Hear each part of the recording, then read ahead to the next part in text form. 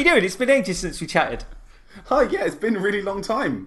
In podcast form, anyway. In like podcast form. game form, it's every other day. But in podcast form, it's been a very long time. We forgot I had to podcast a little bit because life got in the way and shifts were all over the shop. And fatigue was a big one.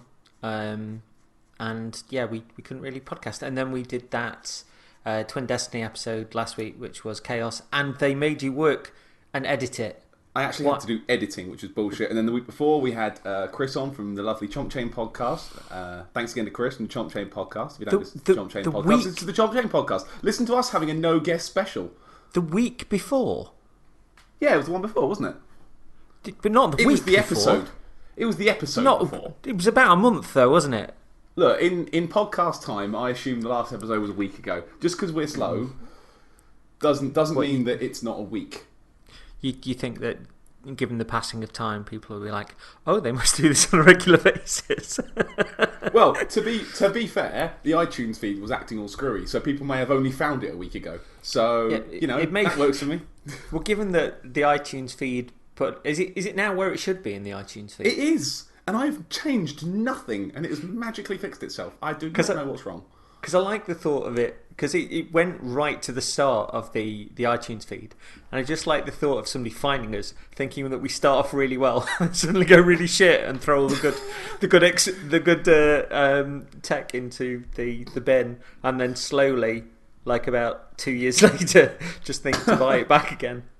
I enjoyed them talking about Metal Gear 5, but then they went on about Dark Souls for 2 years. That was strange. Yeah, there is that. Although it'd be interesting to see. Because I was Master of Ceremonies with Metal Gear and didn't know much about it at all. It'd be interesting to see that role reversed and for you to play Master of Ceremonies about something that you weren't that sure about, and sort of playing with questions and critiques and stuff. Because I enjoyed playing that role, I must admit, and it was nice to get some feedback about that as well. People were like, "Yeah, that was you were really good with those questions, keeping people primed," which was something that I hadn't really thought about because I was enjoying the question. I was enjoying the conversation anyway, but it was nice to be able to, I don't know, steer it to things that I thought would bring decent conversation. It was good steering because I didn't plan anything. I just kind of bumbled. So yeah, that's generally. That's generally what you bring to the table. I do bring it to the table a lot, but it works for me. Yeah, what's the James Silent Bob thing? What's a good plate with nothing on it? So yeah, we decided that we'd have a bit of a natter tonight about other stuff because mainly we've been playing Destiny. But when I mentioned... Have you been on that Iron Banner yet? Get on that Iron Banner. It's good. No, I'm rubbish at PvP. Mate, so am I. But it's so good. I've got a cape that has a wolf head now. But you got that as a random drop, which is pretty cool. But I'm close to it anyway. Like, I'm close to the point where I could buy it now. I just imagine all of these conversations that have gone across the net with like, "Oh, Destiny's great. They've removed the grind now," and you were like, "Well." I hate PvP, but I've been going into the Iron Banner and getting shot, but just hoping to get a shader or you say get this shot, Cape of Legend. Right? I've worked it out of 13 matches because there's a bounty to do 13 matches, right? Uh-huh. You've got to do 30 matches and win 7, right? I had been in the winning party for 7 matches by the 9th match. Out of 13 matches, I was only in the losing team for 3 of them. What actual hell? What was your contribution to these matches? Did you do well, or did you die, or did you sort of huddle around other people? I had good ones and bad ones. I got better as it went on. Like I found that the earliest matches I did, I was just absolutely just running around on my own, going getting shot. But I found sort of a couple of maps that I started to get really good at. There's one on Mercury where the sun is like an inch away. It's just the entire sky is the sun. It's gorgeous, but there's 2 kind of quite open points you can bounce between. If you're canny with it, you can just whiz back and forward, keeping your eye on both of them. Really fun little thing to do. But generally, I just bumble around, miss everything with my super. But I can pull it back. That sidearm's a beast in PvP. The sidearm's really good. I still get shotgun blasted by people that run in, slide, shotgun, you're dead. That is still a problem. And the new Titan subclass is so fucking broken, it's not even funny. Now you see, what I did here was I noticed that there was a pitfall for us not to fall into, because this pitfall is another podcast that we do. True. And that we don't need to talk about this. And you took a look at that pitfall, you laughed and you jumped into it, like Alice. Well, look, Iron Banner's only on for the week. It's going to be irrelevant next week, so I've got to get it out now. Titan Sunbreakers, the ones with the hammer, really so broken. They might as well be a raid boss. Like, it's ridiculous. You can't touch them. Once they've got that Sunbreaker on, you're fucked. If you see them and they see you, you're dead. You are dead. There's nothing you can do. You're dead. Even a counter super doesn't work. You're dead. So that's a little bit annoying when the entire opposing team, appeared to be just Titans. You're like, oh, fuck. And now this is going to go. But generally, like, I've been doing all right. And even, like, there was one of the bounties is get a kill streak of 10. I don't think I did it, but it counted and it checked it off. And I'm like, okay, sure. I was a bit like that with one of the weapon testers. The one where it was the, get 2 kills at the same time with a hacker sniper rifle. And there were times where I genuinely didn't think I'd done it, but because I think I'd lined 2 people up and I'd shot 2 people, even if only one died, it was going, yeah, all right then. Yeah, it seems pretty loose on that one. Like, I was just kind of going bang, bang, and it was counting. So I think it's just double kills as opposed to 2 in 1. I'm pretty sure it was double kills. I got a triple kill on the Iron Banner like about an hour ago. A triple kill. I threw a grenade, I threw some smoke, I ran in, I went pow, pow, pow, and it was double down, triple down, and I got the biggest boner. It was great. This sounds, no, I wasn't even focusing on that. It was just like there was a thing on Soccer AM when it used to be on where they had American commentators on football, and they'd be like, he's got the soccer ball and he's moving into the end zone. It's 3 and down with a cross, and the running back is making his break from the other side of the field.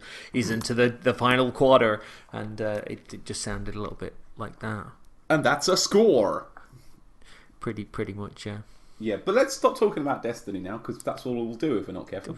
I like how you referred that to me, almost as if, oh, this is your fault.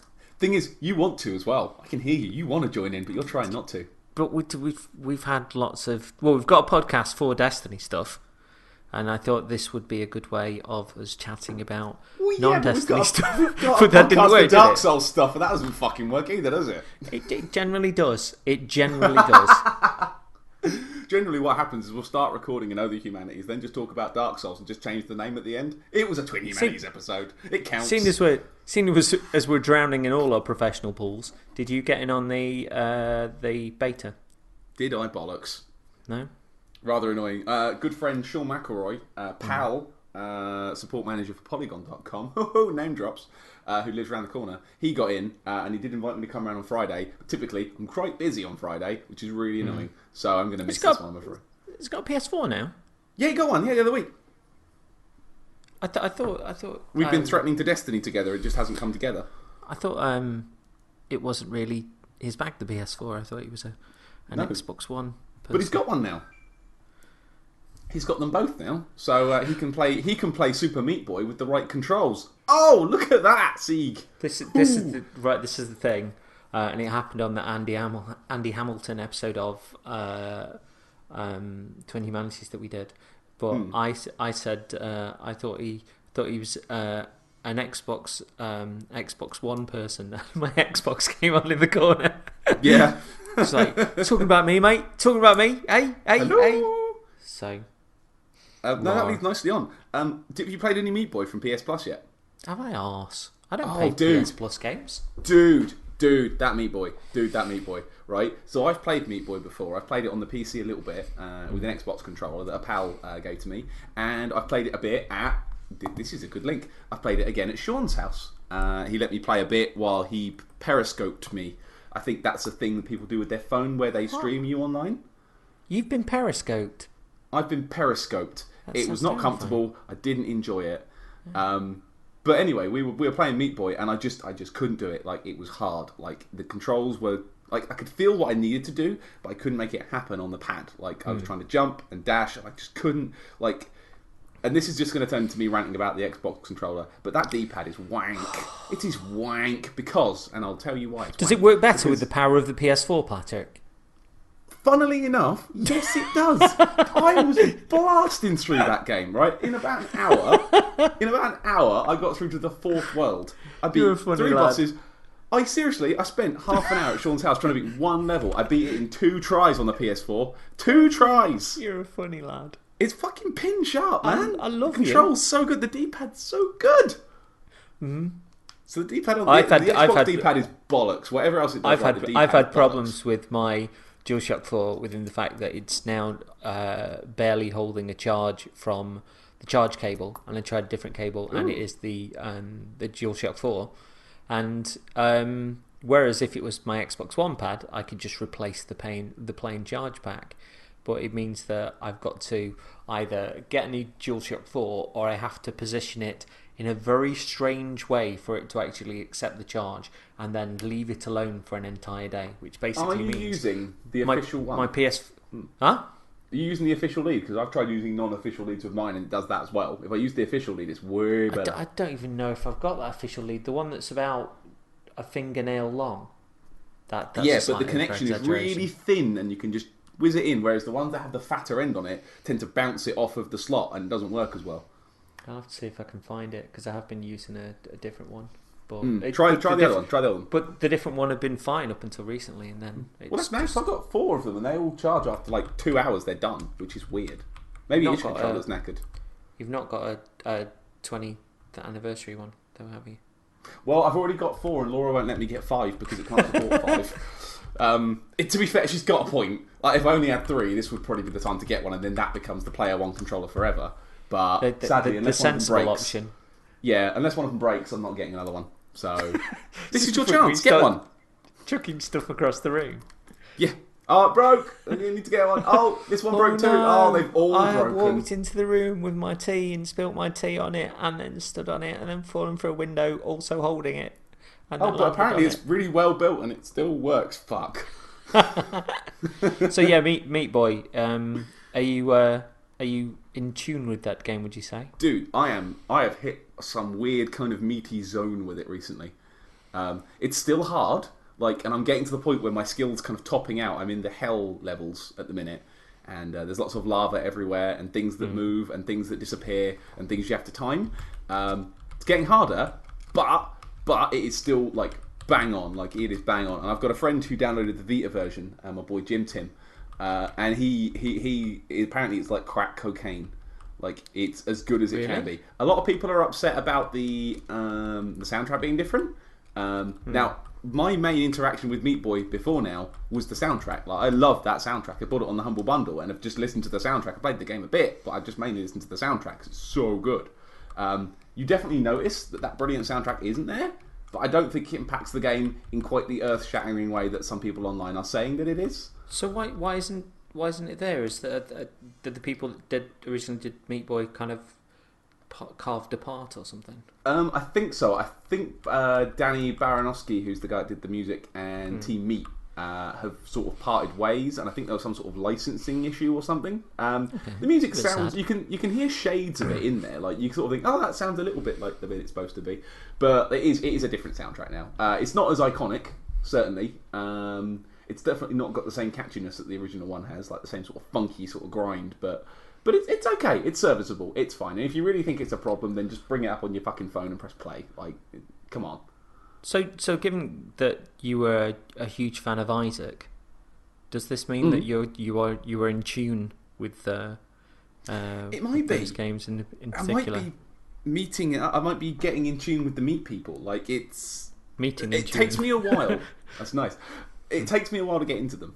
Isaac took me a couple of goes. I had it on the PC and I just couldn't get on with it. I tried it with the keyboard, tried it with an Xbox controller. I just couldn't get on with it. But when it jumped out, I think it came out on Plus as well, didn't it? It was a freebie. Yeah, it was. Yeah, it's fucking crazy. And that thing, I have put too many hours into it. You unlock quite a lot of characters as you play. I only ever play as the devil guy because the devil guy can float and he can bath blood. Mm-hmm. And it just speaks to me, If I could float and bath blood, I'd probably do that. Yeah. It's not bad. I'll deal with the devil. I'll take that. But yeah, Isaac and Meat like that. There's a very definite sort of gross, lovable but sickly style to them. And I've really kind of it's good to look at. It's a nice game to look at, and they control so friggin' sharp. They are pin sharp. When you screw up, it was your fault. Like, it wasn't the game. It was you. You fucked up. So yeah, Meat Boy, really good. Get it. Play it. Play it. You have it. Play it. It's so good. What do you mean I have it? You've got it on Plus. You have it. It is a Plus one then. Oh, Get on it. Yeah, download it right now. Yeah, it's a Plus game. It is brilliant. Because the last Plus game I played, because generally I just don't. I'm just not arsed with playing them. The last Plus game I played was Grow Home, which was just. Oh, awesome. Grow Home was wank. Grow Home was utter wank. Like, that month was not a good month, I don't think. There was a couple of good things there, but that month was a bad month. Grow Home was a big pile of wank. I tried it and I gave it 3 goes and I thought, this song I'm going to love it. And it's too wobbly, isn't it? Like, it's floaty, floppy, flippy, flappy, and I just... Yeah, it's like, I wanted to like it, but the screen tearing was a motherfucker. Right? I couldn't bear the screen tearing, and the game was made of cubes. Like, it shouldn't have done that bad. Why don't I never heard anybody mention the screen tearing on 360 or PS3. So I don't know if they just sort of hit a hurdle with porting it over and just thought, yeah, that's all right, and maybe they'll patch it out in a bit. But it gave me a headache. Yeah, me too. Like, it hurt my eyes. It hurt my eyes to look at it. It was a bit wank. Do you know what was a Plus game that is good, though, that I didn't expect? Yeah? Right? I also, from this month, so you can go download this like right now, a little game called Kickbeat. A game that I had previously completely ignored because it looked a bit wank. But I downloaded it, and it turns out it's not wank. Okay, I've seen mixed reports about it. It seems to be dividing people. Tell me not only why you like it, but also why you think it might be divisive. Okay, why I like it, right, so Kickbeat is a rhythm action game where you control a kung fu man or woman in the middle of a kind of a disco circle. And music will play and bad guys will kind of move in to attack you, and the way you beat them is to hit the button that they're stood on in time with the music. So, punch! Like, it's a rhythm action game. It's, if you play Parappa or any shit like that, or any of the bonus stages in Jak and Daxter, it's a lot like that. Thing will come in from the side, hit the thing on the time. There's different ways of doing it, so you can... there's ones where you have to hold the button down and let go again. There's ones where you have to do a quick kind of off the beat, boom, boom. That'll come in as a blue guy. There's ones where you have to hold 2 buttons at once, which are the red guys. And, like, I tried the tutorial. Tutorial was really slow. There was no music. It was just kind of like the standard kind of tick, tick, tick, like metronome behind it as you were playing it. It was like, this is boring. Come on, get to the music. Get to the freaking song. And then the game starts up proper.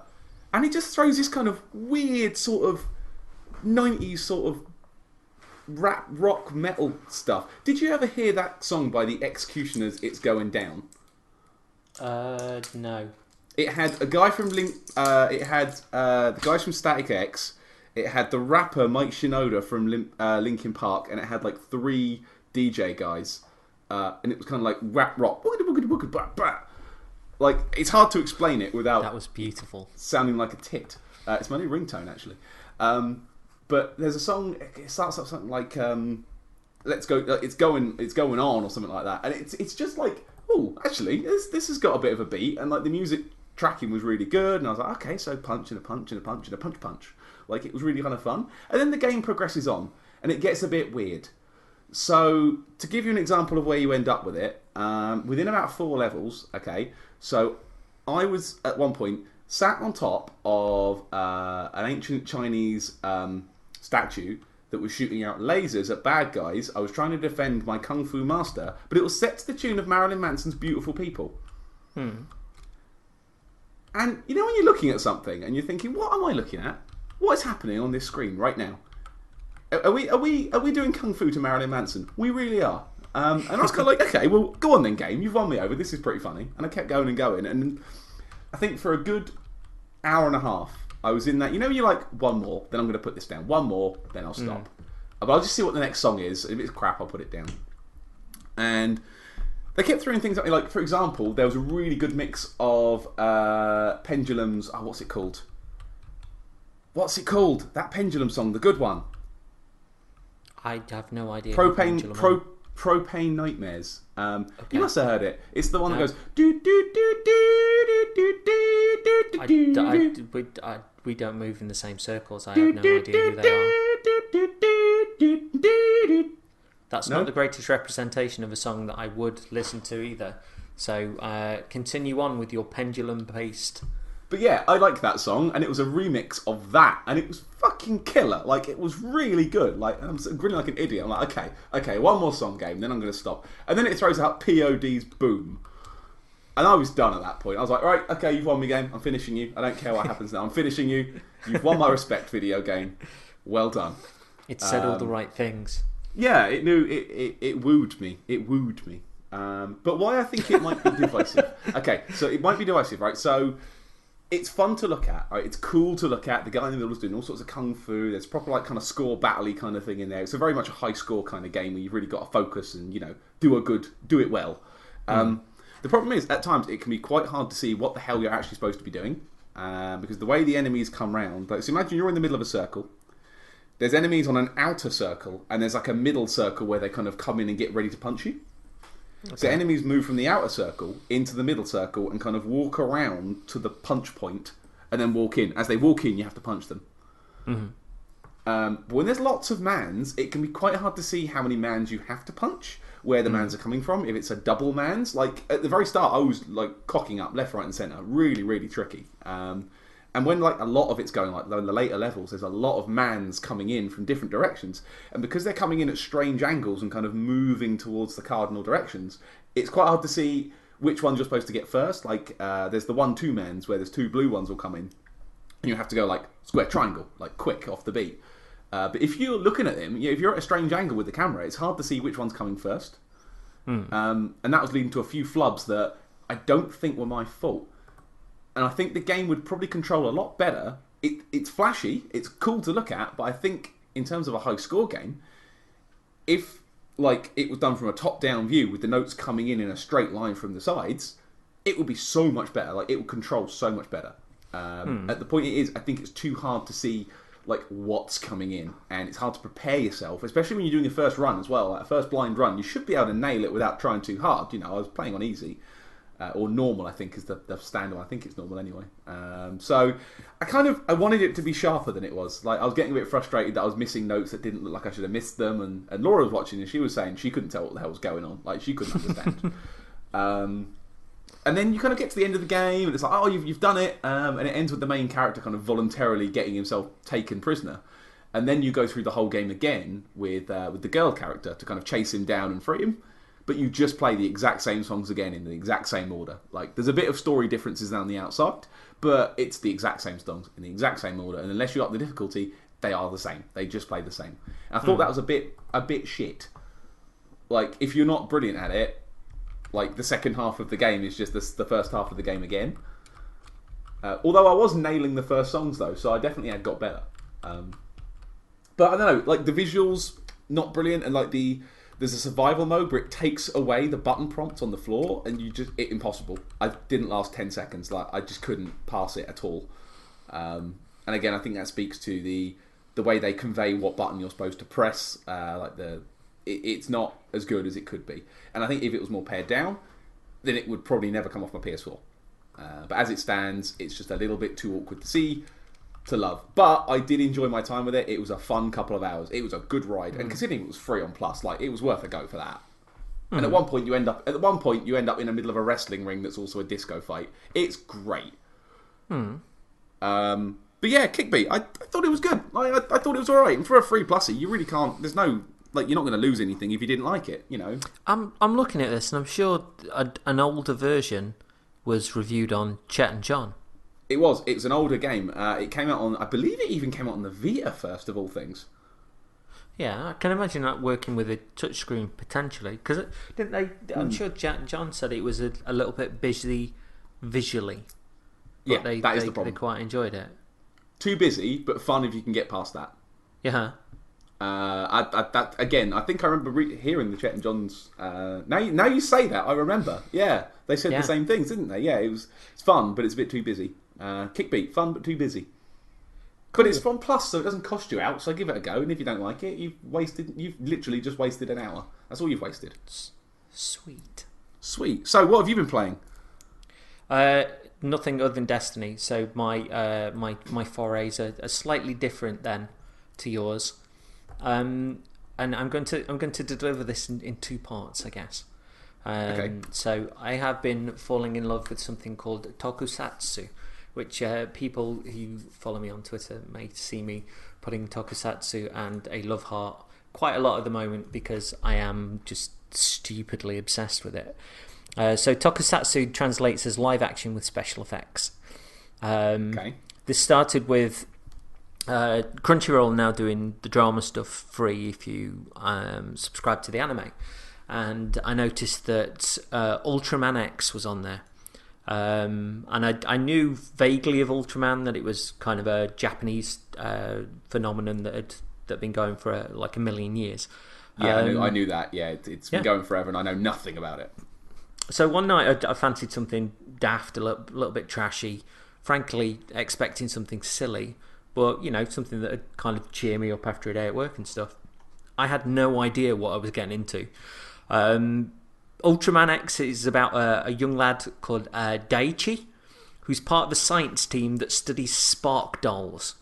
Okay. These are sort of these little toys that contain the spirit of sort of a kaiju Godzilla type monster. Daichi's mum and dad also studied the creatures, but both were lost to a disaster where the lab they were working in sort of disappeared amidst this unnatural phenomenon, going all sort of Tron, twinkly twinkly, disappear. At one point in the first episode, a monster rises anyway, coinciding with the collision of a red ball of light hitting Earth. The ball contains a god of light, a hero known as Ultraman. Merging with the lad, Ultraman, who is giant, fights the monster.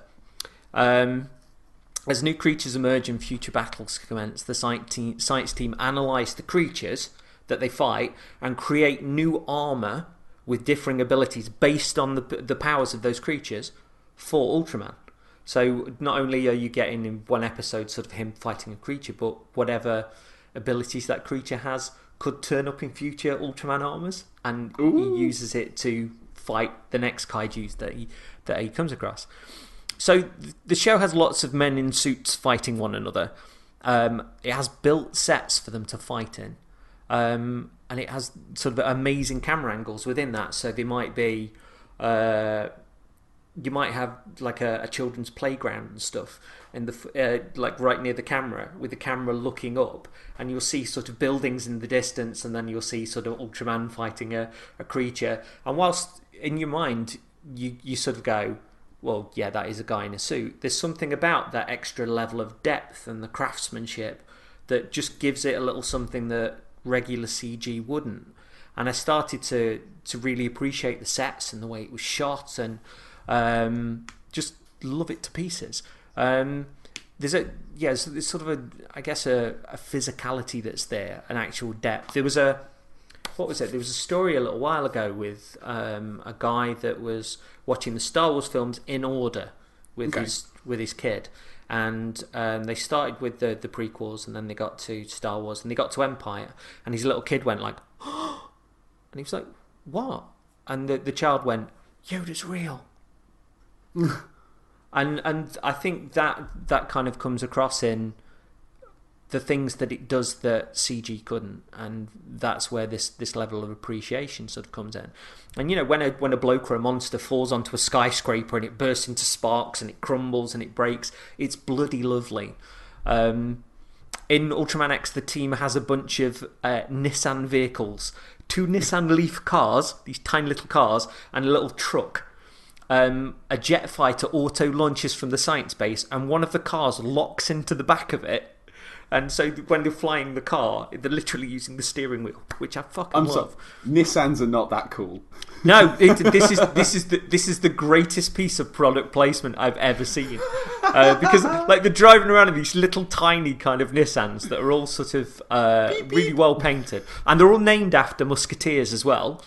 What? Right? Yeah. If you think this is bonkers, I get much worse a little bit later on. But yeah, this jet fighter launches, and you just see like the car goes into the air and locks into the back of the ship, and it's just ace. It shouldn't be as endearing as it is, but also you've got the thing where the truck, when it goes into the truck, can turn into like an Arkham Knight sort of Tron-like battle tank. Okay, and it's equally as good. I love it. The show just has so much Sorry, heart. I've just googled it and I've just looked at a picture of the car in the back of the. That's brilliantly terrible. I love it. I mean, it's not. It's really, really good. And I had a picture that I put up on Twitter a few weeks ago of the ship sort of flying by somebody as they looked up at it, and it's just, I don't know, I just accept it now that it's a really quirky, cool idea. And if Nissan have chucked money into the show, which undoubtedly they have, fair enough, because I fucking love it. But yeah, I mean,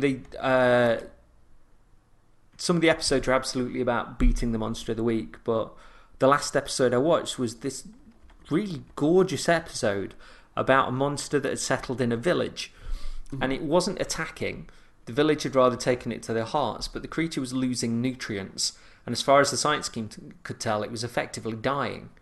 Talk was to give the creature a shot, which was fired into it by that ship, which sent the creature somewhat haywire. And there's this little girl in the village that could communicate with it. And it turned out the reason the monster had arrived at the village was because it was reaching a transformative point in its life, and it had come there to be reborn as a mountain. And its father and grandfather were there as well. And when it changed into the mountain, all these brilliant yellow flowers just bloomed all over the village. It was absolutely beautiful, really, really unusual. That's really cool. Yeah, but there's been sort of the big sort of kaiju sort of battle type stuff. Like I say, there's been that. There was one with this really, really daft episode that was brilliantly endearing, with these three aliens that didn't want to be aliens anymore, and they wanted to pose as human beings. And this guy on the science team and his brother had given up the rugby team and had gone to live with these aliens, and he knew at a certain point that they were aliens, but just really liked them as people. And there are these sort of mischievous aliens that come down for this shark whale, this like little tiny creature that smashes through the roof of the house, and basically they have a game of rugby to see who keeps the shark whale. And it was just me and Pete just sat there just going like, that was ace, that was really cool, nothing is off the table. And that's why I dig it. But yeah, there's been guest appearances. There was one episode with a woman that was haunting and murdering amongst the city streets, kind of like a horror episode. And she was played by the lady who was Sadako in the Ring movies. Okay. Which is kind of neat. And there was also an appearance from an Ultraman from 10 years ago, who turns up sort of in his secret identity and then teams up with Ultraman sort of to battle the villain at the end. And if I'd have had any resonance of that, because I looked at it and I was like, I know you were an Ultraman from previous times, because you've just got that look about you. But if I'd got any resonance, that would just have been the greatest thing in the world. And I'm sure there are dads that have been watching it with their kids who were just like, oh, it's my Ultraman. Sort of like when Spock showed up in the new shit Star Trek films. Yeah, well, there's been something like 36 Ultraman, separate Ultramen throughout. Jesus Christ, that's as many as Power Rangers, Christ. The original Power Rangers was a Tokusatsu series, and then they took the action sequences and they kind of remade the personal stuff in America and made it a little dafter. I think it's a bit more serious, the Japanese one, but I haven't seen any of that sort of stuff yet. But you say that, so, yeah, but there's one series where they've got a pirate ship. Oh, fair enough then. You see, you've got nothing you can say to me with my Nissan Leaf and the spaceships. Power Rangers. Yeah, there's I started searching YouTube for sort of more information about Ultraman, and I found this 17-minute clip from a previous series, which you will love the title of, because it's Ultraman Ginga S. That's racist, right? There were no subtitles for this clip, like I say, 17 minutes long. And again, if I had an in-depth knowledge of what was going on, I think I would have exploded into flames. But right, this huge citadel had appeared above the city, hiding all manner of nasties in it. But to fight them, 12 or so Ultramen from throughout time had arrived. So at this certain point, there's one bad guy that's standing there, like taunting all of these Ultramen, and one Ultraman will step forward. The theme music to his particular show starts playing, and that begins to score the fight. All the other Ultraman characters fly off, find another villain. One of them steps forward, the theme to his show starts playing, the others fly off. And I was like, this is just the greatest, most nerdy thing I've ever seen. This is amazing. And again, it was one of those where it was like, I need to know more. I then found Ultraman Episode 1 from 1966. What? Yeah, because the original Ultraman was created by the co-creator of Godzilla. I've heard that Ultraman and Godzilla are in the same sort of not stable, but the same sort of wheelhouse, aren't they? And my friend Pete that I watch this sort of stuff with, he's got a book detailing the early years of Ultraman. He was saying that apparently this guy looked at, because obviously he had no real resource back then, so he looked at King Kong and he figured out how King Kong was made, and managed to, with the original Godzilla, managed to get a budget that was twice the budget of the Seven Samurai. So it was a huge budget back then, and did Godzilla, and then it went on from there where he started doing television. So the 1966 version of Ultraman is all sort of spaceships and submarines on wires and stuff. But again, the sheer ambition is amazing, and there's this almost sort of as glitzy as the modern series can be. There's almost like a dialed back retro tech original Star Trek aspect to it, which is just ace, and it's fun seeing how they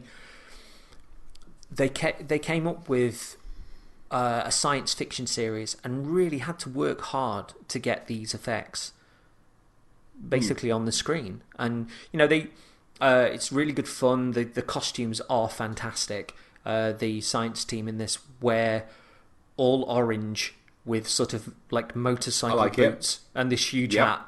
And when they talk to each other, and I can imagine this would have been phenomenal in Japan, they've got like a badge and they literally pull up a little aerial in the badge and then start talking to home base. And it's like, in 1966, I bet every child in Japan wanted that badge, which would have been a piece of cake to make.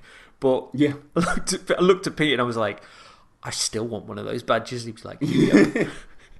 You have orange. I mean, the fight at the end sort of isn't as spectacular as the Ultraman X stuff that I've seen. It's more of a kind of a kids wrestling kind of pile-on, as opposed to the really choreographed stuff that I've been watching sort of recently. But I don't know. Again, one of those where you just go, I'm going to watch more of this because this is really endearing. But knowing that I've got 1966 through to 2014's worth of shows, and that those Ultramen will come into the modern day stuff or go into different versions of it, I love that to pieces. And all of the tech that the team use in the show might as well be the toys that are available in the shops, because they're all plastic. They must be exactly the toys. Yeah, it sounds like you're saying the sort of little toy spirit things, and the giant monsters are in the toys. Like that's perfect. Like, well, he's got Daichi's got this little communicator, and when he sort of merges with Ultraman, like Ultraman will appear on this communicator, and it's literally almost like a toy phone with an X near it, and Ultraman will appear on this phone, and then when he wants to turn into Ultraman, he'll hold it up to the sky and he'll go Hiksu, and like you'll see like Ultraman sort of like rise up, and when that's it, Ultraman will rise up. Suddenly, Daichi will have a toy of Ultraman in his hand, which he then puts down onto the kind of plastic screen, and that's where it turns in there. But when he wants to use the armor of a Spark doll that they fought before, he will take a trading card and put that onto the machine, and it will then put that armor around him and stuff. And at the end, he has a talk about the different monsters, and at the end of the show, he sort of talks to the camera. There'll be like a little Daiichi talks to the fans thing, where he talks about the monster and what its powers were and how Ultraman uses it, and then says, "See you next week." It's really, really nice. Oh, that's nice. And so sincere. It doesn't take the mick out of itself at all, but it knows what it is, and is just wonderfully endearing. Yeah, it's really nice. Really cool. So I'll come back to the other side of the Tokusatsu stuff that I've seen after asking you. You've been watching Psycho-Pass, haven't you? I was just about to say, yes, I've been watching shows with dinner. Yes. I've been watching 2 shows with dinner. One we'll cover quickly later. But yes, I've been watching Psycho-Pass because it's on Netflix. Tell me about your Psycho-Pass journey. Because myself and Tamor Hussein have been jonesing about Psycho-Pass for quite some time. So tell me about Psycho-Pass. What brought you to it? What did you think? What did Laura think? Okay, so it was. So Laura's the instigator of this one this time. It'd been on both eyes for a bit, but we got to the end of. Oh god, what the hell were we even watching? Oh, that's right. Oh, okay, I'm about to let myself down here. We just finished watching Ultimate Muscle, the long-running, really, really stupid, goofy wrestling anime, where literally every other line is pun. It was brilliant. I really enjoyed it. It was stupid, but it was stupid but funny. Sort of Dragon Ball Z-esque fights take 3 episodes to do, but you get to see kind of brain busters and stuff. It's fun. Anyway, we're not here to talk about Ultimate Muscle. And it's like Psycho-Pass. Yeah, go on then. Let's stick it on. Go on. Let's go. Initially, I sort of didn't quite gel it on the first watch. I didn't quite get into it at first, but to be honest, I find with a lot of animes these days, when we put them on, I find I generally don't click with them until a little bit later. Okay. I find usually the first episode, they kind of throw a lot of concepts at you, and you're sort of going, what, who, when, what, what's a hue, what's a cloudy, what's that all mean? But then after a couple of episodes, we start to get it and understand what they're aiming at, what they're going for, and it starts to make a bit more sense, and it becomes really engaging. I'd say in the immediate that first episode is so well contained. It is for showing you the concept, showing you how cool the Dominator is, and introducing you to the coolest aspects of it, and then just building things out from there. Oh, completely. It made sense. It was a good first episode. It was a solid single episode. It just, I was kind of trying to take it all in at once, and it'd been a long day. You get home from work, you put the telly, and you're like, you just veg out in front of the TV.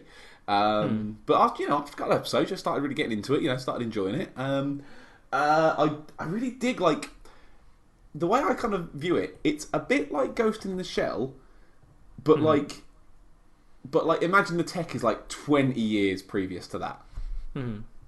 It doesn't feel because Ghost in the Shell, a lot of that is, and I'm going to anger a lot of people here, it's fucking techno babble for a lot of it. Ghost in the Shell, I like it, but it annoyed me at times. They were just jacking into things and hitting into headspaces, and it's just stop, just shoot someone. But that's just me. That's just me. But I thought Psycho, it keeps it to the technology isn't at a stupid level. It's not believable, but it's it's in the context of the show. It's on it's grounded. It seems very relatable to the modern day because there are aspects that are in there that we've got a version of now. So to give people an idea that haven't watched Psycho-Pass is about a future society where the populace are monitored by something called the Sybil system, and the Sybil system will not only look at you but will read your mental stability, and if it believes you have an issue, it will bring you in for either medical dosage, or some people have been known to disappear. And it's about a police department who have a second tier to them of people that have an incredibly high psychopaths, an incredibly high mental rate, who are generally made up of policemen that were just too obsessive about their job. And they carry a special gun called the Dominator, and the Dominator, if you point it at someone, it will show their psychopaths, and in the first instance, it will transform into a gun that can stun them. If their psychopath is too high, it will basically go to eliminate them completely. It will transform again. And it's mainly about a villain who believes that society has become too staid, that society becomes great with its reactions to things, the way that it obsesses about music, about art, about life, about death. That's what it is to live. And this person does not register on any of the Sybil system scanners, and in turn is putting money and means into the hands of people it believes can do some serious damage to society. Well explained. Thank you. Cool. Well, I'm only halfway through at the minute, so I think that's fine. I've just hit the turn where Makishima, who's the bad guy in question, let's avoid spoilers. Oh no, there's the bit in the maze. Oh yeah, God, the hunt in the maze. It's about the midpoint. God, yeah, about the hunt in the maze. Yeah. That is so good. Really well put together. Like the whole hunt is like it's the whole episode, but it's tense. The whole thing is really well tense, and it avoids a lot of what I find I can get annoyed about with anime, is that they don't just stand around talking about stuff. Like they're in the middle of a combat zone and it's not a 5-minute conversation. Things are happening, things are moving, it's fast, and it's again, grounded is the word that I keep coming back to. It's grounded. It's got its rules. It's got its world. It says, right, let's see what we can do with these rules, and let's see what we can do with this world. And it's because it's got that sort of, it's because it's got its feet on the floor. Notice I tried to find a different way of saying grounded there. It's very good. You're very professional. I've got a thesaurus. That's a synonym. I'm really kind of getting on with it, in a way that I don't generally tend to get on with most anime, if I'm honest. I like that the arcs feel like little movies in of themselves, and are so well structured, and there's no fat on them whatsoever, and yet you can have two characters having a conversation, and that conversation can actually be quite chatty, can go on for quite some time, but it doesn't feel like the writer is showing off particularly. It just seems like he's holding the camera on the characters because they have important things to say, and they're actually having a conversation between two people.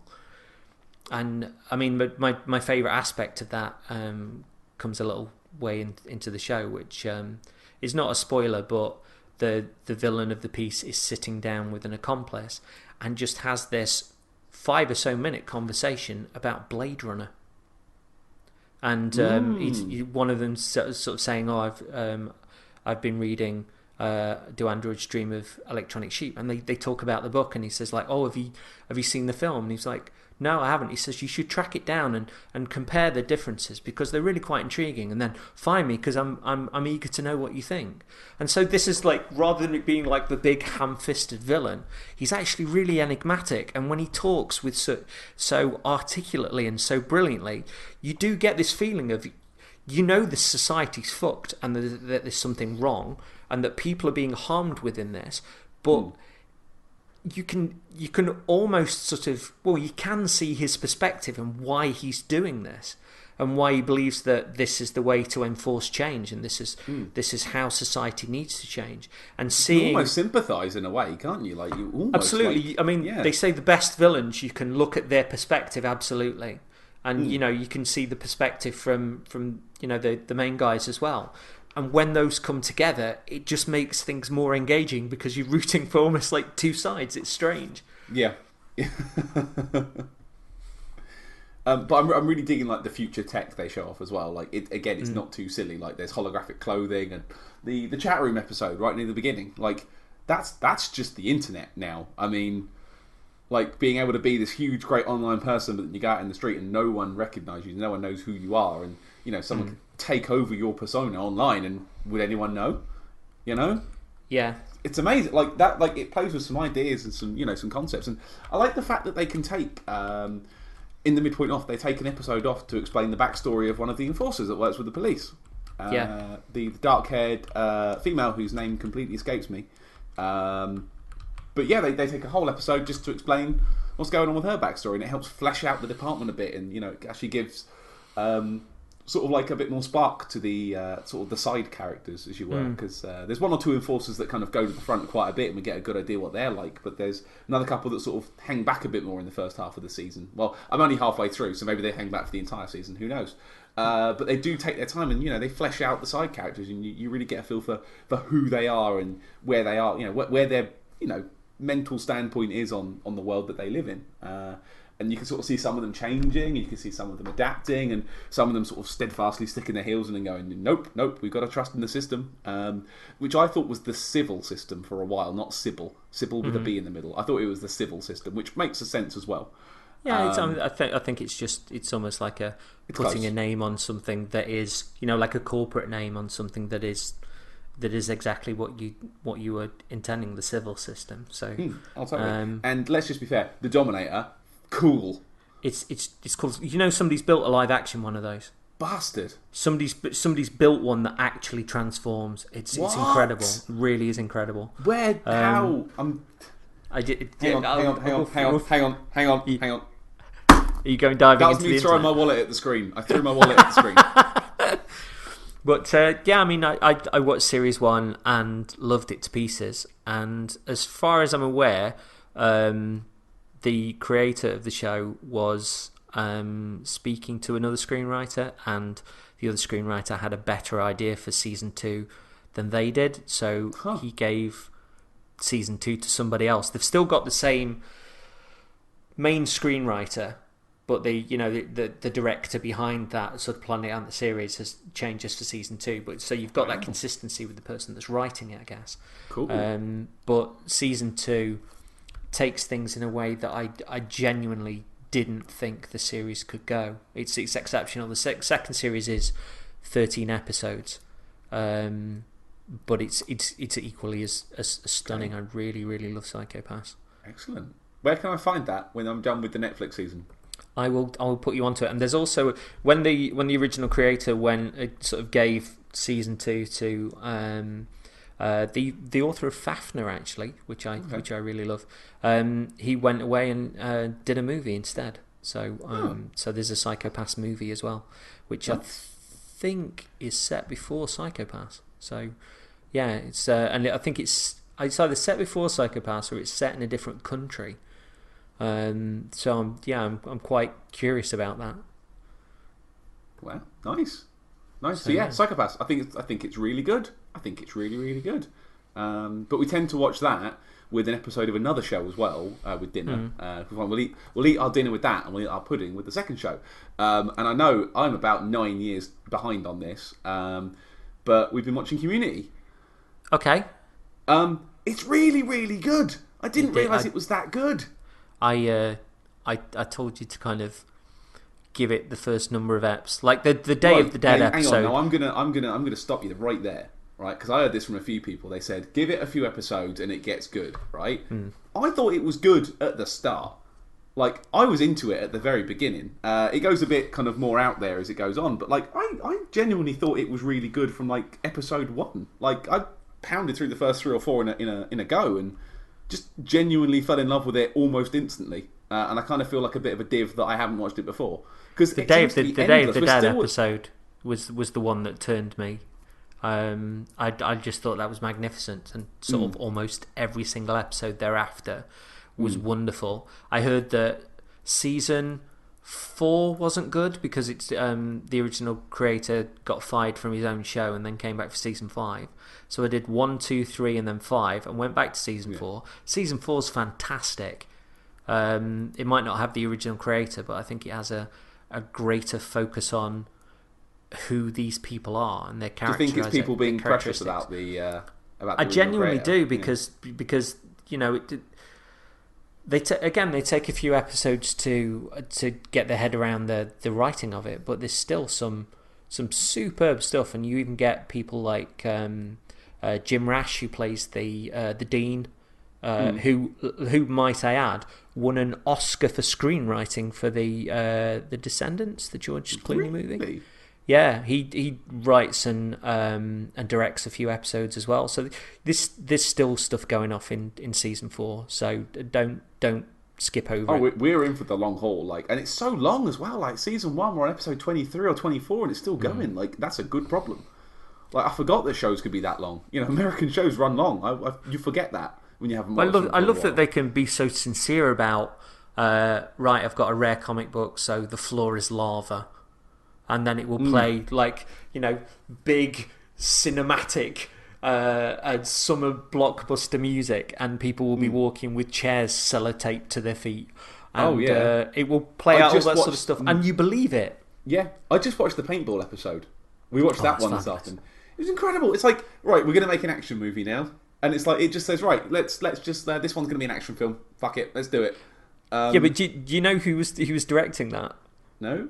The guys who directed a number of those I think first 3 or so series were the guys that it got them the job for the second Captain America movie, basically. Really? Yeah, and that paintball episode is so well directed; it's superb. Senior Chang with the machine gun. I've got to say, Senior Chang I think is my favourite as well. Yeah. Like, I think I love Senior Chang because he's so angry. And he's a psychopath, but I love it every single time he comes on screen. I'm laughing my head off. Like, I mean, and that's what I like about the show. Like every one of the principal sort of, you know, of the study group and the couple of characters like the Dean and Senior Chang around there, every single one of those characters makes me laugh. Like, there's no kind of like, you know, like Ross in Friends. Like, there's no, you're not funny. Like, they're all funny in their own way. And it's a really strong cast they've got. Troy and Abed, like. I love Troy and Abed with all of my heart already. I love them. I want to be their friend.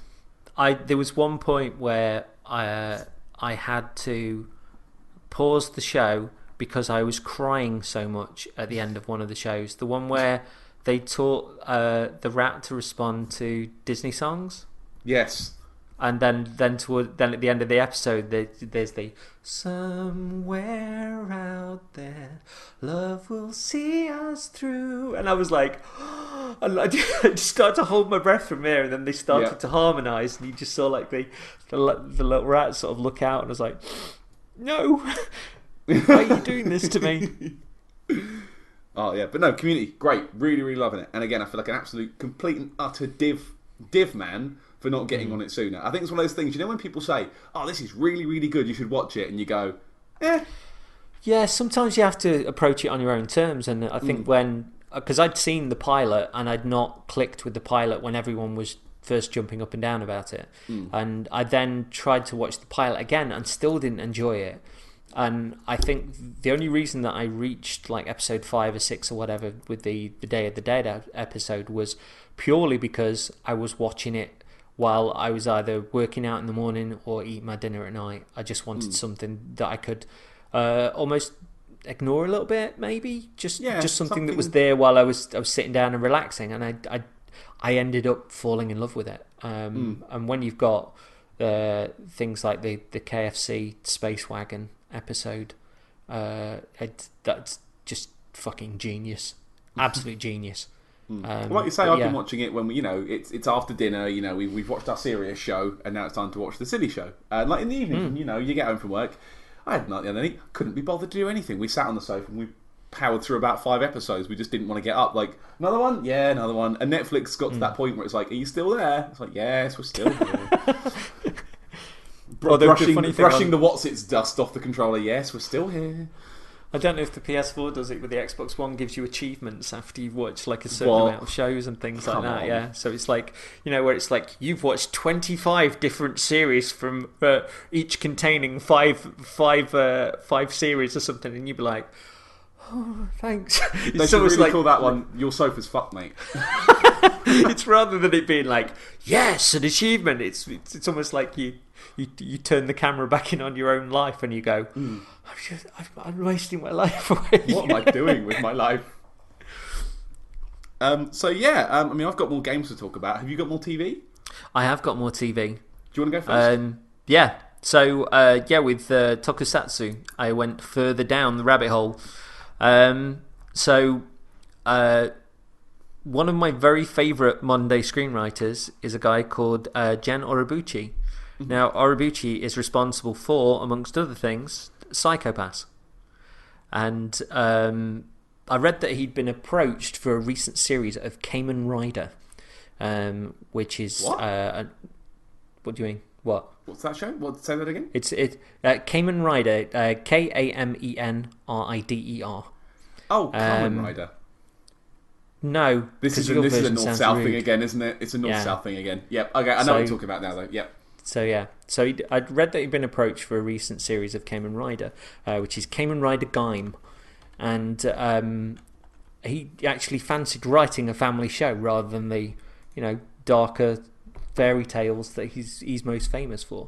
Kamen Rider Gaim ran for 47 episodes, and Orobuchi wrote 44 of them. This is weekly television.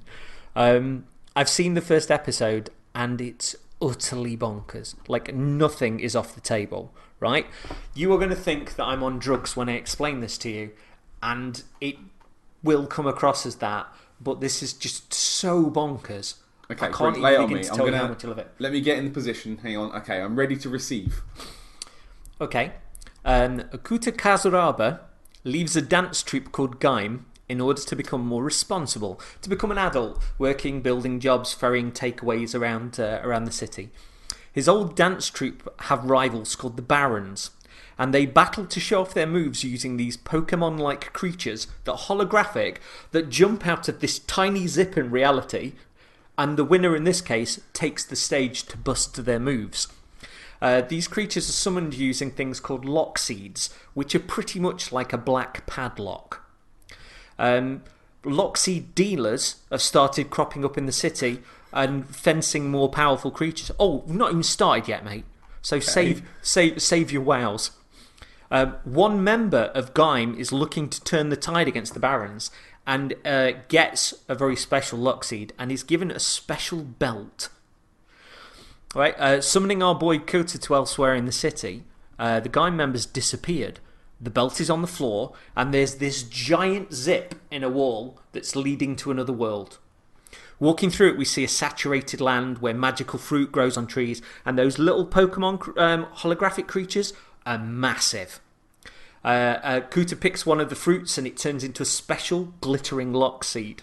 One of the monsters chases him back into the real world, tries attacking our lad with all these lasers, twats him one, our boy is on the floor. He stands up, puts the belt thing, which is very much like a wrestling belt. Okay. It's like a massive, almost like front to it. He puts this belt on, and it magically attaches to him. He clicks out a lock seed, so he pulls the padlock a bit out, puts it near to the belt, clicks the lock down, and it goes, lock on. On the side of the belt, there's this tiny little yellow knife, and he pulls the knife down a bit. The lock seed splits open in two, and it goes, orange! Right? Our boy's head is then covered in a massive metallic orange. And inside it, he's looking almost like Iron Man. He was like, what's my orange now? Which then folds down and covers his entire body in armour.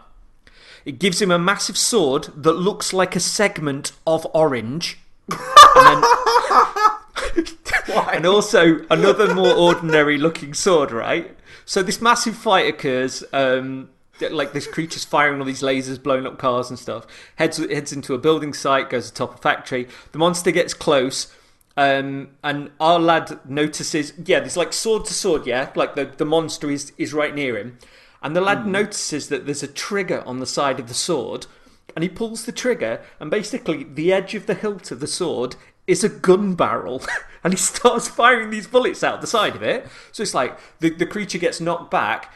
He then looks at his two swords and realises he can lock them together like a Darth Maul type affair. Right. He then looks at the side of the sword again, and there's room for a lock seed. So he takes the lock seed out of his belt, puts it in the sword, starts swooshing it round like a Darth Maul type manoeuvre, does this incredibly special move and blows the creature up. It's bonkers. It's absolutely bonkers. And the way that it's going to go with these lock seeds is that different fruits give different armor and different abilities, and they're all fruits from the tree of Yggdrasil. Okay. It's the greatest thing in the universe, and it's essentially the guy that's writing Psychopaths writing a family TV show. All of the toys look exactly the same as they do in the show. Watch the first episode, and like again, Pete was similar to the way that we looked at Ultraman X. We were like, there's something of a real early Stan Lee quality in all this stuff. You've got like an everyman, and it's a little bit daft, and it's a little bit serious, and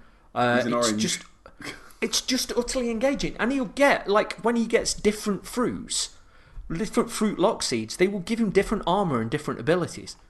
Right, because I just googled Kamen Rider Gaim on Google Images while you were talking. So I've got an image of this orange thing, and it looks incredible. Like, it's awesome. Like, imagine if they'd made a show like that for me, right? Like, what's that guy like? He likes oranges. Like, you know, he's an orange fan. Let's make it orange. That's me. And like, I've rolled down, and I've just scrolled down on the fucking thing. One of them's a pineapple. It is. And like, the weird thing is, like, he's covered in golden pineapple spikes, and he's got a pineapple on a flail.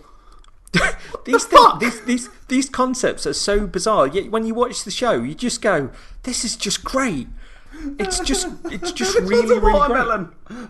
This one's a watermelon. Yeah. I actually looked on YouTube at a guy that was running through the toys, and I believe like later on in the series, there's a bow that you can get that locks in the lock seeds, and you can get regular lock seeds, and you know the Gashapon machines.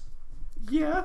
You can get them in those, but there's ones that have almost got. You remember when you were a kid and you got those cars that you could brum across the floor and they sparked up inside them? They were like little sort of sparks that flew off. And let go, and they go for it.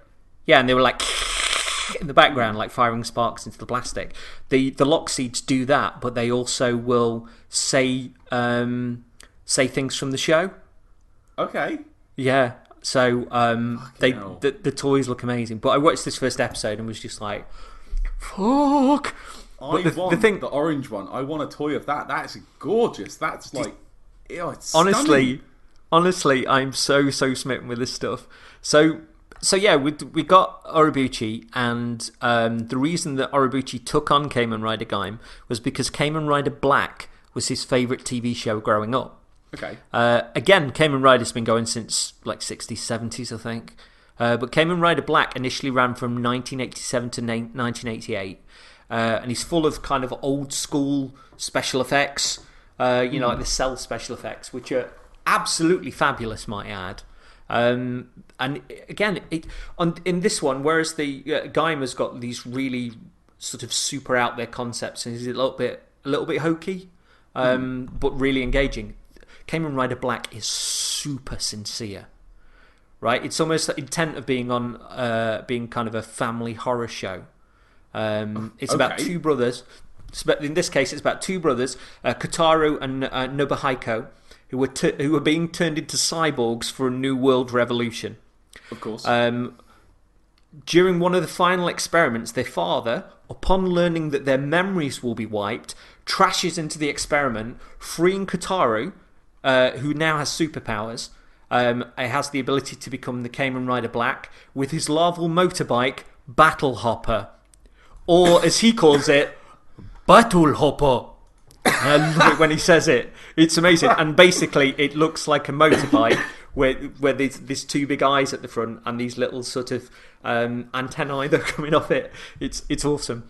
So yeah, they did 51 episodes of Kamen Rider Black, followed by Kamen Rider Black RX, which ran from 1988 to 89, and that was 47 episodes more.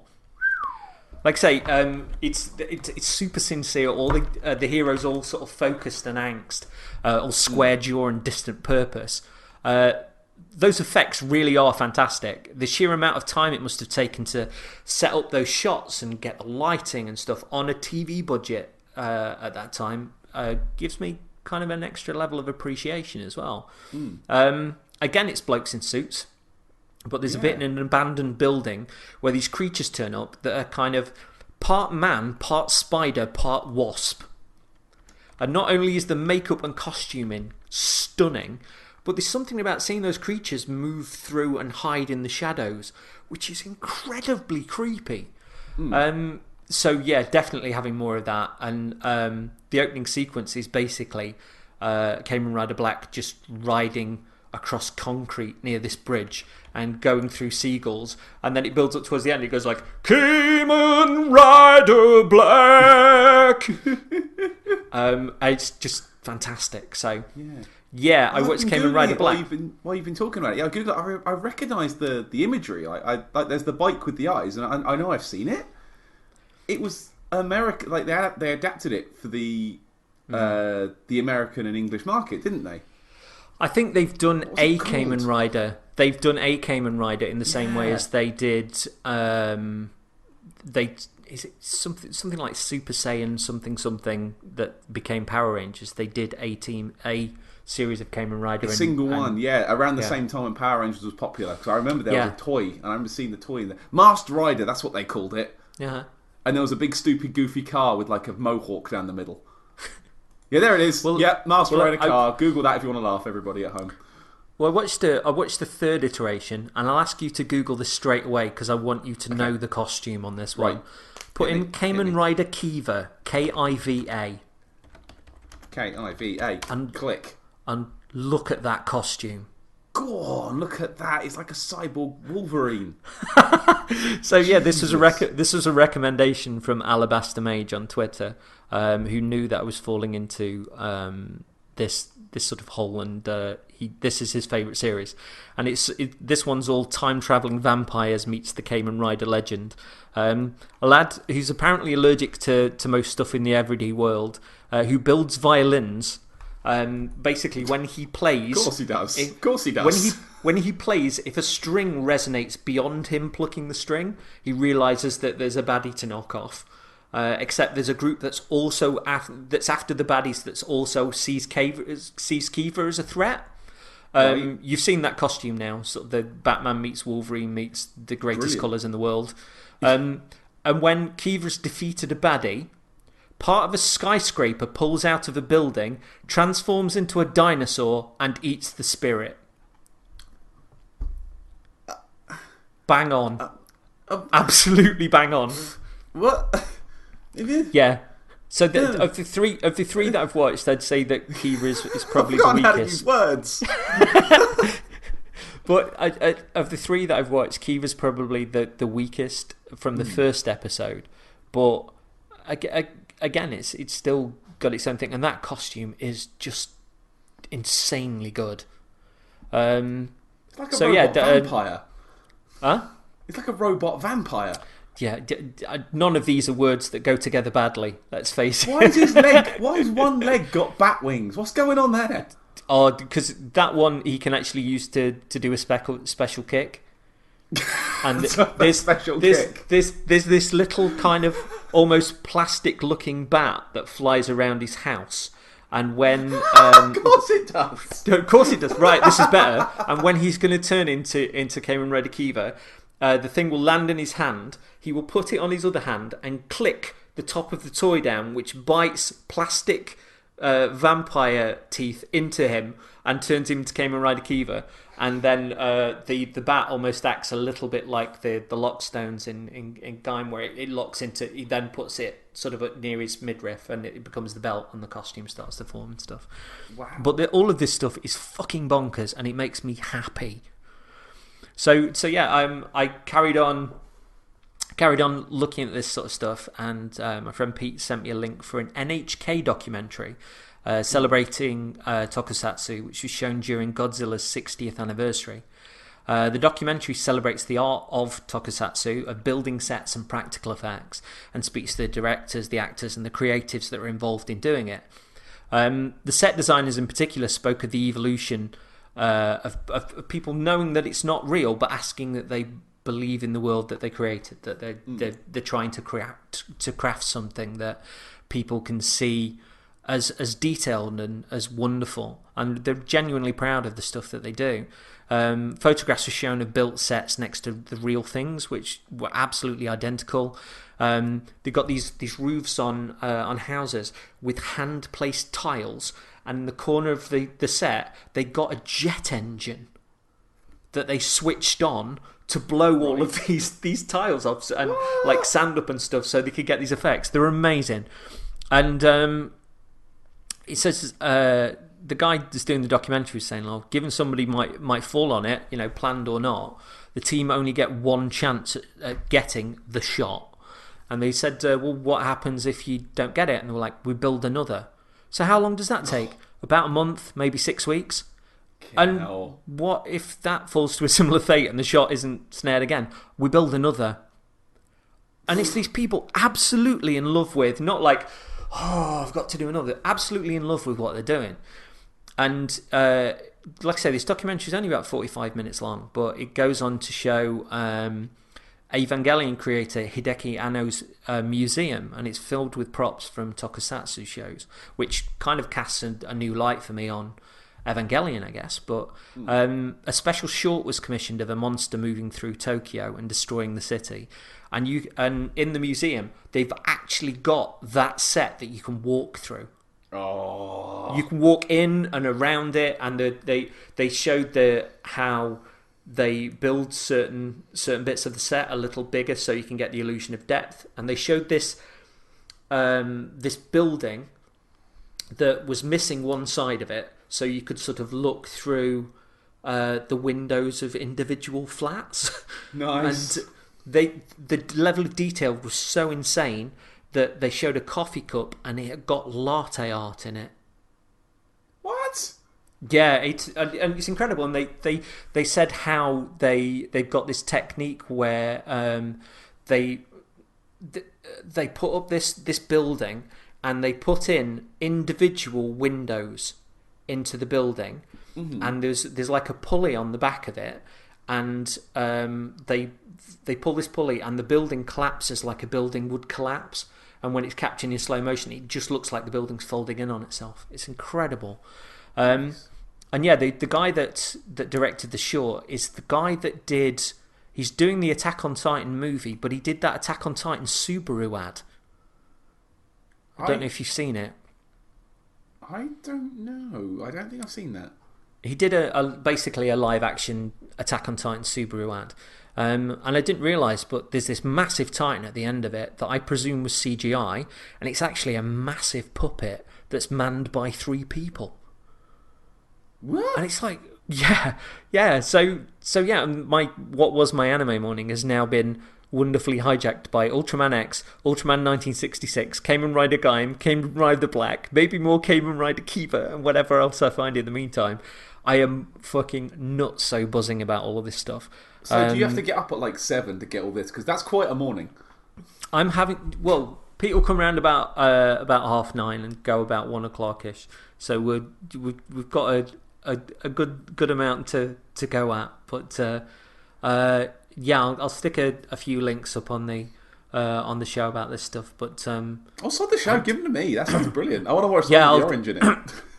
Yeah, honestly, I'll send you in particular the opening sequence to Kamen Rider Gaim. It's got dance moves in it.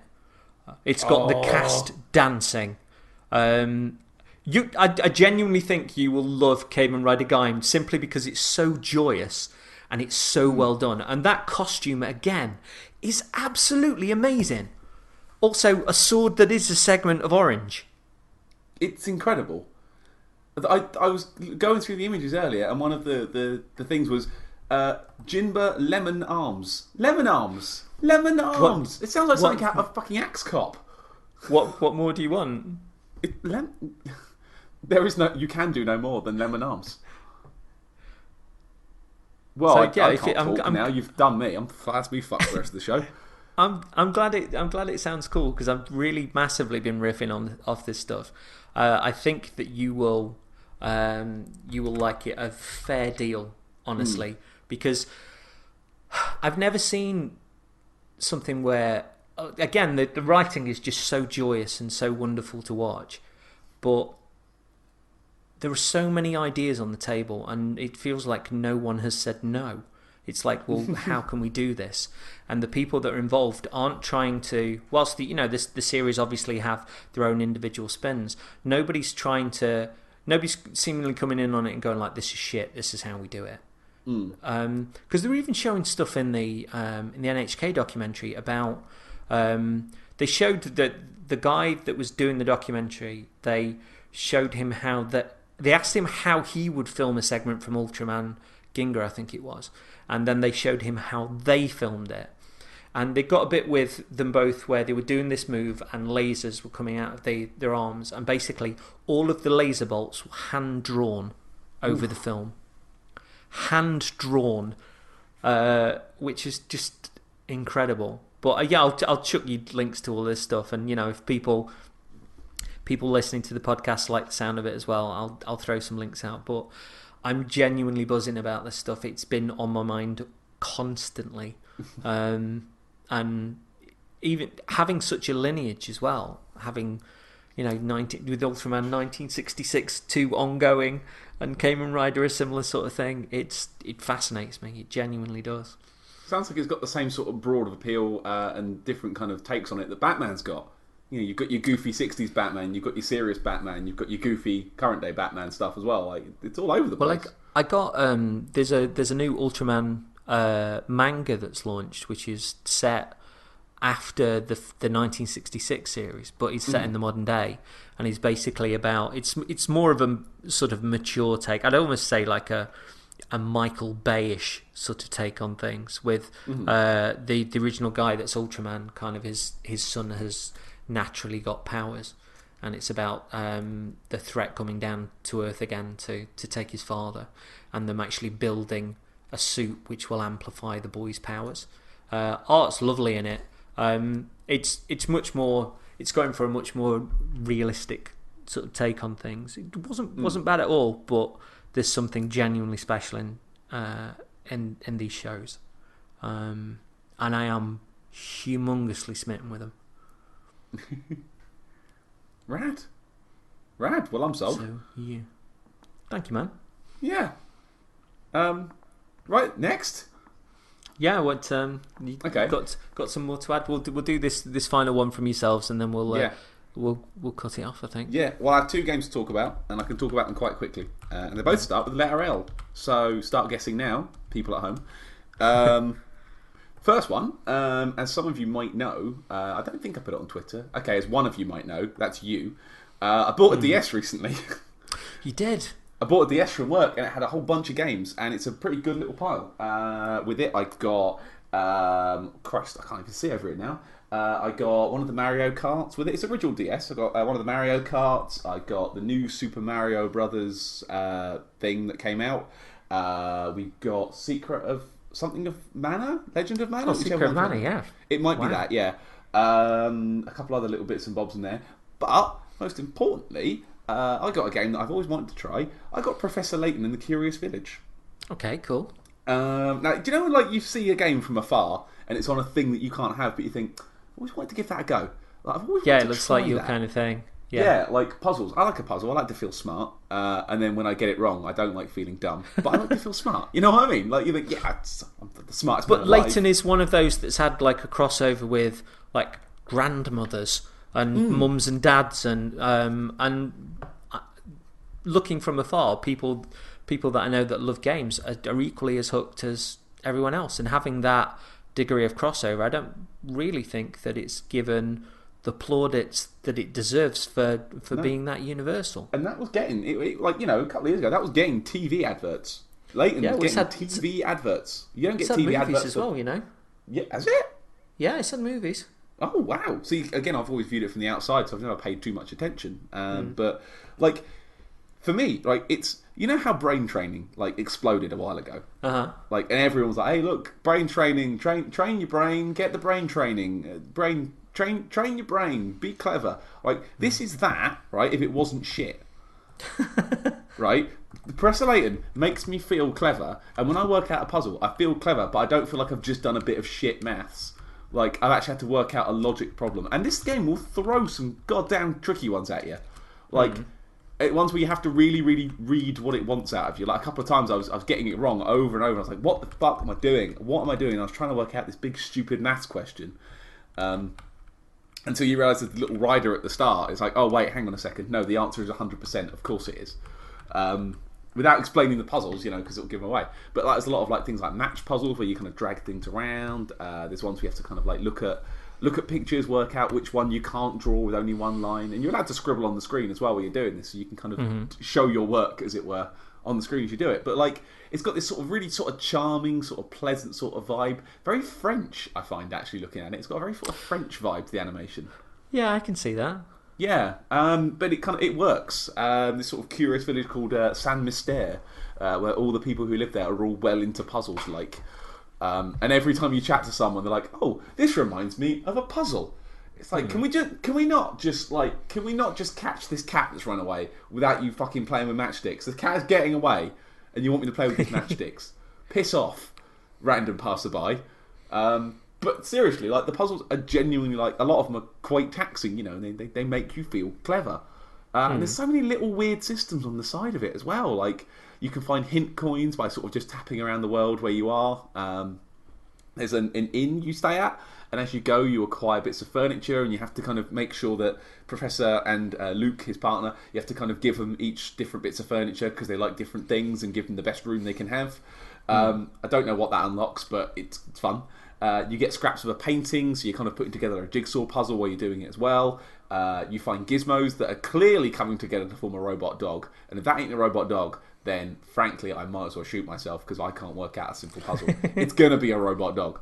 But I've just found I've been taking it to work. I've been playing it quietly while, sort of Laura's had telly and stuff like that. I just kind of feel like a bit of an unwind. If it's been a big Destiny day or a big Metal Gear day, I can just sit down and just do a couple of puzzles and make myself feel a bit smarter. And it's really, like, charming. It's taken me aback, because they've made like 10 of those now, haven't they? I don't know. I honestly don't know. There's a few. I know there's a couple. Of a phenomenon, yeah. Yeah, but like, I am so sold. Like, I am so very sold on Professor Layton. Like, I didn't think I'd like it as much as I did. I always thought the art style was cute, but I thought it was a bit kind of cutesy. But no, it's bang on. Like, it's perfect. And like, the array and the variety of puzzle it throws out at you, like, it really does kind of, like, you think, oh, well, it's just going to be match puzzles. The entire game is going to be just number puzzles. But I mean, a lot of them are things you've heard similar things of before, like the standard. The classic one about you've got a fox and a chicken and some hay, and you've got to get them all across a bridge, off a river, but without the fox eating the chicken or the chicken eating the hay. It's that. Like, that sort of puzzle, and it actually kind of drag things around, and there's slide puzzles as well, for Christ's sake, slide puzzles that really make you think hard about what you're doing. Like, it's a charming little game, and I am proper smitten with it. Like, it's got me.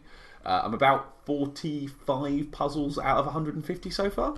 Okay. So I've been powering through it, and a lot of these are hidden. Like, I found one hidden in a doorway that I wouldn't normally have clicked on. I was just kind of tapping around the screen trying to find hint coins. It's like, oh look, puzzle back here. Like, why was there a puzzle back there? And I was getting paranoid I was missing them. But no, there's a little shack where anything you've missed will be there when you kind of advance to the next story chapter. So you can go back, and any puzzle you've missed will be just sitting there in bottled for you to kind of grab at your leisure. It's amazing. I love it. I really, really love it, and I didn't expect to love it. Have you ever played any of the Layton games at all yourself? I've touched into, I think, one of the early ones very, very briefly, and rather liked it. But as a kind of tie into that, I've been playing, the one game I have been playing is another level 5 game, which is called Attack of the Friday Monsters, which is my favourite game on the 3DS. And basically it's this little experimental downloading game where it's about this young boy in this 1970s Japanese village, and him and his friends are all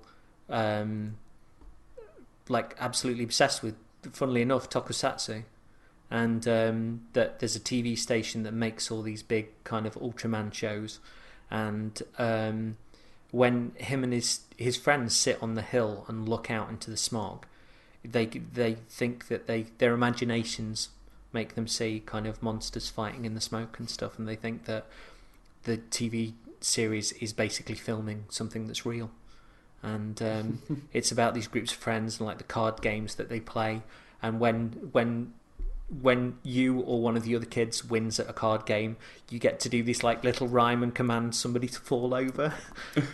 And there's little sweet stuff like bullies blocking the entrance to a certain place, and a little a few screens before, there's a broken pipe, and if you shout down the pipe, it sounds like a monster on the other side of it. And it's a really, really sweet game, and I love the dichotomy between what you know as an adult and what's really kind of going on with the TV station and the making this little TV show that kids are obsessed with, and kids genuinely believing it's real, and the joys and imaginations of childhood. And it's really sweet, and it doesn't get enough plaudits for exactly what it does. So, yes. I love you pushing this giant monster agenda today. It's really cool. There's definitely a theme. Mind you, come to think of it, you are a big fan of Pacific Rim, aren't you? So this isn't kind of brilliant. Yeah. too big a shoehorn to mention it. And that recent Godzilla was shit, but let's not go into that because we're getting near the end now, aren't we? Yeah. Okay, so yeah, Layton was good. I've got one more game to talk about. Okay. It surprised me that I literally took a punt on and didn't expect to be brilliant, and it broke me a bit. Okay, so it starts with the letter L, okay, and it's on my phone. It's on my phone. I'm playing a mobile game on my phone. The game is called Lifeline. I'd not heard of it. I was literally just scrolling through the Google Play Store, just looking for things to buy. I also bought Sonic the Hedgehog 1 for 10p. And I'm like, yeah, go on then. Fuck 10p, even if it's shit, it's 10p. Who gives a piss?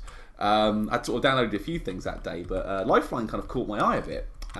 So to give you a rough idea what's going on, but without spoiling anything too much. Basically, it's a text game, so everything comes through in the form of messages received through like a transmission system.